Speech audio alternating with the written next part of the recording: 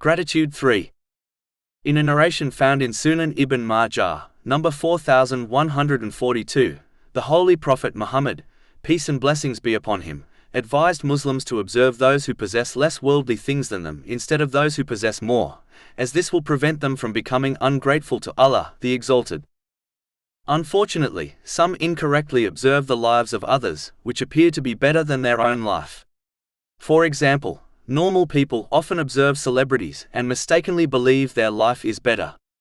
In most cases, this concept is not true, as people who appear to be in a better situation may well be facing difficulties which would make others not wish to trade places with them. An outsider will only observe things from one shallow point of view. But if they could see the whole story, they would realize everyone faces problems, and no one has the perfect life irrespective of what they own or how famous they are. Often this misconception is caused by the media. But people fail to remember that the aim of the media is to paint a certain picture of the lives of celebrities which look appealing to read about. In most cases, if they only reported facts without sugar-coating them, the majority of their customers would turn away from them.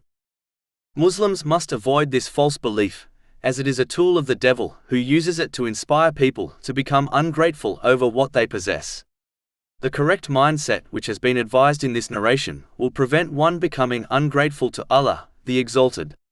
Whenever a Muslim feels ungrateful, they should shift their focus to the countless people who are living in severe poverty and facing much greater hardships than them. This will encourage them to be grateful to Allah, the Exalted, for what He has granted them. This gratitude is practically shown by using the blessings one has been granted in ways pleasing to Allah, the Exalted. This will lead to an increase in blessings. Chapter 14 Ibrahim, verse 7. And remember when your Lord proclaimed, "If you are grateful, I will surely increase you in favor." The grass is not greener on the other side of the fence, it is in fact green enough on one's own side. Chapter 2 Al-Baqarah, verse 216. But perhaps you hate a thing and it is good for you, and perhaps you love a thing and it is bad for you. And Allah knows while you know not. But in respect to one's religion, they should always observe those who are more dedicated to Islam than them. This attitude will prevent one from adopting laziness when they observe those who are less dedicated to Islam than them.